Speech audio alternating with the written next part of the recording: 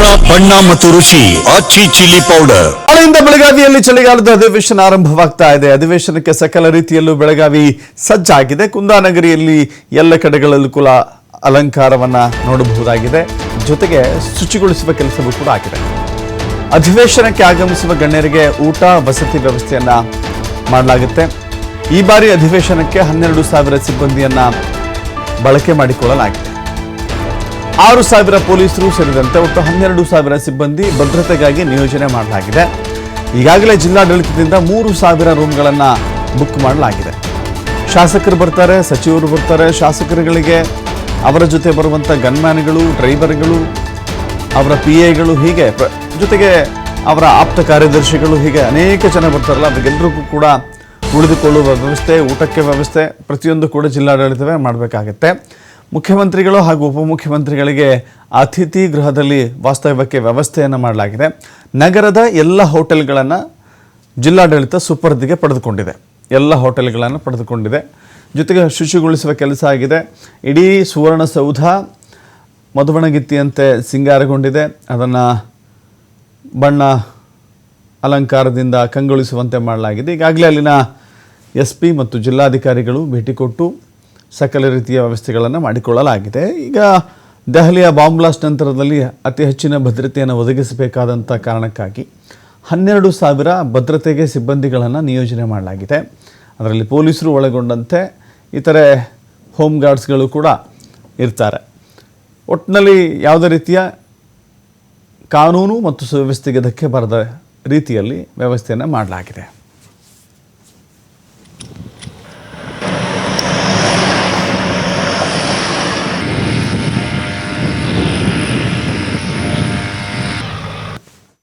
ನಾಳೆಯಿಂದ ಕುಂದಾನಗರಿ ಬೆಳಗಾವಿಯಲ್ಲಿ 10 ದಿನಗಳ ಕಾಲ ಚಳಿಗಾಲ ಅಧಿವೇಶನ ಆರಂಭ ಆಗ್ತಾ ಇದೆ. ಹೀಗಾಗಿ ಕುಂದಾನಗರಿ ಬೆಳಗಾವಿ 10 ದಿನ ಚಳಿಗಾಲ ಅಧಿವೇಶನಕ್ಕೆ ಸಕಲ ಸಿದ್ಧಗೊಂಡಿರ್ತಕ್ಕಂಥದ್ದು. ನಾವೀಗ ಬೆಳಗಾವಿ ತಾಲೂಕಿನ ಹೊರವಲಯದಲ್ಲಿರ್ತಕ್ಕಂಥ ಏನು ಸುವರ್ಣ ವಿಧಾನಸೌಧ ಬಳಿ ಇದ್ದೇವೆ. ನಾನು ನಿಮ್ಗೆ ತೋರಿಸ್ತಾ ಇದ್ದೀನಿ. ಬೆಳಗಾವಿ ಸುವರ್ಣ ವಿಧಾನಸೌಧ ಏನಿದೆ ಈಗ ಸಂಪೂರ್ಣವಾಗಿ ಏನು ಬೆಳಗಾವಿ ಚಳಿಗಾಲ ಅಧಿವೇಶನಕ್ಕೆ ಸಕಲ ಸಿದ್ಧತೆ ಮಾಡಿಕೊಳ್ಳಲಾಗಿದೆ. ಜೊತೆಗೆ ರಾಜ್ಯದ ನಾನಾ ಭಾಗದಿಂದ ಈಗ ಅಧಿಕಾರಿಗಳಾಗಿರ್ಬೋದು, ಸಿಬ್ಬಂದಿಗಳಾಗಿರ್ಬೋದು ಸುವರ್ಣ ವಿಧಾನಸೌಧಕ್ಕೆ ಹತ್ತ ಮುಖ ಮಾಡ್ತಾ ಇದ್ದಾರೆ ಅಂತ ಹೇಳ್ಬೋದು. ಇವತ್ತು ಸಂಜೆ ವೇಳೆಗೆ ಇಡೀ ಸರ್ಕಾರದ ಆಡಳಿತ ಯಂತ್ರವೇ ಒಂದು ಬೆಳಗಾವಿಯಲ್ಲಿ ಠಿಕಾಣಿ ಹೂಡಲಿದೆ. ನಾನು ತೋರಿಸ್ತಾ ಇದ್ದೀನಿ.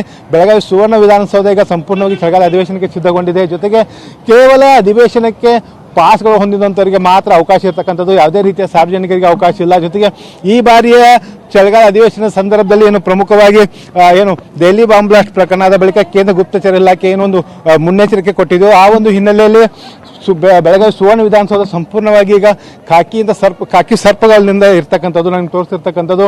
ಈಗಾಗಲೇ ಸುವರ್ಣ ವಿಧಾನಸೌಧ ಸುತ್ತಲೂ ಕೂಡ ಈಗ ಪೊಲೀಸ್ ಭದ್ರತೆಯನ್ನು ಕೈಗೊಳ್ಳಲಾಗ್ತಾ ಇದೆ. ಒಟ್ಟು ಏನು 8,000ಕ್ಕಿಂತ ಅಧಿಕ ಪೊಲೀಸ್ ಸಿಬ್ಬಂದಿಗಳನ್ನು ಈ ಒಂದು ಸುವರ್ಣ ವಿಧಾನಸೌಧದ ಅಧಿವೇಶನ ಸಂದರ್ಭದಲ್ಲಿ ಭದ್ರತೆಗೆ ಕರೆಸಲಾಗಿದೆ. ರಾಜ್ಯದ ನಾನಾ ಭಾಗಗಳಿಂದ ಪೊಲೀಸ್ ಅಧಿಕಾರಿಗಳು, ಸಿಬ್ಬಂದಿಗಳು ಬಂದೀಗ ಕರ್ತವ್ಯಕ್ಕೆ ಈಗ ರಿಪೋರ್ಟಿಂಗ್ ಮಾಡ್ಕೊಳ್ತಿರ್ತಕ್ಕಂಥ ದೃಶ್ಯಗಳನ್ನು ತೋರಿಸ್ತಾ ಇದ್ದೀನಿ. 10 ದಿನಗಳ ಕಾಲ ನಡೆಯುವಂತಹ ಸುವರ್ಣ ವಿಧಾನಸೌಧದ ಚಳಿಗಾಲ ಅಧಿವೇಶನ ಇದೆ. ಈ ಒಂದು ಅಧಿವೇಶನಕ್ಕೆ ಯಾವುದೇ ರೀತಿಯ ಒಂದು ಅಡೆತಡೆ ಉಂಟಾಗಬಾರ್ದು ಮತ್ತು ಕಾನೂನು ಸುವ್ಯವಸ್ಥೆ ಧಕ್ಕೆ ಉಂಟಾಗಬಾರ್ದು ಅಂತ ನಿಟ್ಟಿನಲ್ಲಿ ಬಿಗಿ ಭದ್ರತೆಯನ್ನು ಕೂಡ ಕೈಗೊಳ್ಳಲಾಗ್ತಾ ಇದೆ. ಸುವರ್ಣ ವಿಧಾನಸೌಧ ಸುತ್ತಲೂ 3 ಕಿಲೋಮೀಟರ್ ವ್ಯಾಪ್ತಿಯೊಳಗಡೆ ನಿಷೇಧಾಜ್ಞೆ ಜಾರಿ ಮಾಡಲಾಗಿದೆ. ಪೊಲೀಸ್ ಆಯುಕ್ತರು ಮತ್ತು ಜಿಲ್ಲಾಡಳಿತದ ಅನುಮತಿ ಇಲ್ಲದೆ ಯಾರೊಬ್ಬರು ಕೂಡ ಒಂದು ಪ್ರತಿಭಟನೆ ಮಾಡೋದಕ್ಕೆ ಅವಕಾಶ ಇಲ್ಲ. ಜೊತೆಗೆ ಏನು ಜಿಲ್ಲಾಡಳಿತ ಗುರುತಿಸಿದಂಥ ಪ್ರತಿಭಟನಾ ಸ್ಥಳದಲ್ಲಿ ಅಂದರೆ ಸುವರ್ಣ ವಿಧಾನಸೌಧದ ಕೆಳಗಡೆ ಇರ್ತಕ್ಕಂಥ ಏನು ಪ್ರತಿಭಟನಾ ಟೆಂಟ್ನಲ್ಲಿ ಅಲ್ಲಿ ಪ್ರತಿಭಟನೆ ಮಾಡೋಕ್ಕೆ ಅವಕಾಶ ಇದೆ ಮತ್ತು ಅಲಾರ್ ವಾರ್ಡ್ ಬಳಿ ಇರ್ತಕ್ಕಂಥ ಒಂದು ಸ್ಥಳದಲ್ಲಿ ಮಾತ್ರ ಒಂದು ಪ್ರತಿಭಟನೆಗೆ ಅವಕಾಶ ಮಾಡಿಕೊಳ್ಳಲಾಗ್ತಾ ಇದೆ. ಜೊತೆಗೆ ವಿಶೇಷವಾಗಿ ಹೇಳ್ಬೇಕಂದ್ರೆ ಏನು ದೆಹಲಿ ಬಾಂಬ್ ಬ್ಲಾಸ್ಟ್ ಆಗಿರ್ಬೋದು ಮತ್ತು ಕಳೆದ ವರ್ಷ ಏನು ಪಂಚಮಸಾಲಿ ಮೀಸಲಾತಿ ಹೋರಾಟ ಸಂದರ್ಭದಲ್ಲಿ ಆದಂಥ ಏನು ಲಾಠಿಚಾರ್ಜ್ ಪ್ರಕರಣ ಆಗಿರ್ಬೋದು, ಅದಾದ ಬಳಿಕ ಸುವರ್ಣ ವಿಧಾನಸೌಧಕ್ಕೆ ಯಾರಿಗೂ ಕೂಡ ಮುತ್ತಿಗೆ ಹಾಕೋದಕ್ಕೆ ಅವಕಾಶ ಇಲ್ಲ. ಜೊತೆಗೆ ಆ ಒಂದು ಹಿನ್ನೆಲೆಯಲ್ಲಿ ಸರ್ಕಾರದಿಂದ ಕೂಡ ಸ್ಪಷ್ಟವಾದಂಥ ಸೂಚನೆ ಬಂದಿರತಕ್ಕಂಥ ಹಿನ್ನೆಲೆಯಲ್ಲಿ ಬೃಹತ್ ಪ್ರತಿಭಟನೆಗಳೇನಿದಾವೆ ಅವೆಲ್ಲವನ್ನು ಕೂಡ ಅಲಾರ್ ವಾರ್ಡ್ನಲ್ಲಿ ಒಂದು ಪ್ರತಿಭಟನೆ ಮಾಡೋದಕ್ಕೆ ಅವಕಾಶ ಮಾಡಿಕೊಡಲಾಗುತ್ತೆ. ಜೊತೆಗೆ ಪುನಾ ಬೆಂಗಳೂರು ರಾಷ್ಟ್ರೀಯ ಹೆದ್ದಾರಿ ಅಂದರೆ ಪ್ರತಿನಿತ್ಯ 16,000 ಜನ ಏನು 16,000 ಒಂದು ವಾಹನಗಳು ಓಡಾಟ ನಡೆಸ್ತವೆ. ಹಾಗಾಗಿ ಆ ಒಂದು ಕಾರಣಕ್ಕಾಗಿ ಪುನಾ ಬೆಂಗಳೂರು ರಾಷ್ಟ್ರೀಯ ಹೆದ್ದಾರಿಯನ್ನು ಬಂದ್ ಮಾಡೋದಕ್ಕೆ ಯಾವುದೇ ರೀತಿಯ ಅವಕಾಶ ಇಲ್ಲ.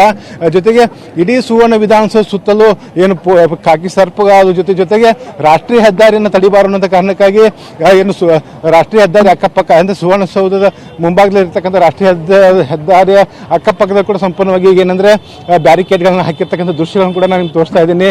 ಅಂದರೆ ಪ್ರಮುಖವಾಗಿ ಬೆಳಗಾವಿ ನಡೆಯುವಂಥ 10 ದಿನ ಚಳಿಗಾಲ ಅಧಿವೇಶನಕ್ಕೆ ಈಗಾಗಲೇ ಜಿಲ್ಲಾಡಳಿತ ಸಕಲ ಸಿದ್ಧತೆ ಮಾಡಿಕೊಂಡಿದೆ. ಜೊತೆಗೆ ಈಗಾಗಲೇ ಖಾಕಿ ಏನಿದೆ ಬೆಳಗಾವಿಯ ಏನು ಸುವರ್ಣ ವಿಧಾನಸೌಧ ಸೇರಿದಂತೆ ನಗರದಲ್ಲಿ ಏನು ಹೆಜ್ಜೆ ಹೆಜ್ಜೆಗೂ ಕೂಡ ಖಾಕಿ ಸರ್ಪಗಳಿರ್ತಕ್ಕಂಥದ್ದು 800 CCTV ಕ್ಯಾಮ್ರಾಗಳನ್ನು ಬಳಸಿಕೊಳ್ಳುವ ಮೂಲಕ ಈ ಬಾರಿ ಅಧಿವೇಶನದಲ್ಲಿ ಬಿಗಿ ಭದ್ರತೆಯನ್ನು ಕೈಗೊಳ್ಳಲಾಗ್ತಾ ಇದೆ. ಇವತ್ತು ಮಧ್ಯಾಹ್ನ CM ಸೇರಿದಂತೆ ಸಚಿವರು, ಶಾಸಕರು, ಸ್ಪೀಕರ್ ಸೇರಿದಂತೆ ಎಲ್ಲರೂ ಕೂಡ ಇವತ್ತು ಬೆಳಗಾವಿಗೆ ಆಗಮಿಸಲಿದ್ದಾರೆ. ಕ್ಯಾಮ್ರಾಮನ್ ರವಿ ಜೊತೆ ಶ್ರೀಧರ್ ಕೊಟ್ಟಾರ, TV5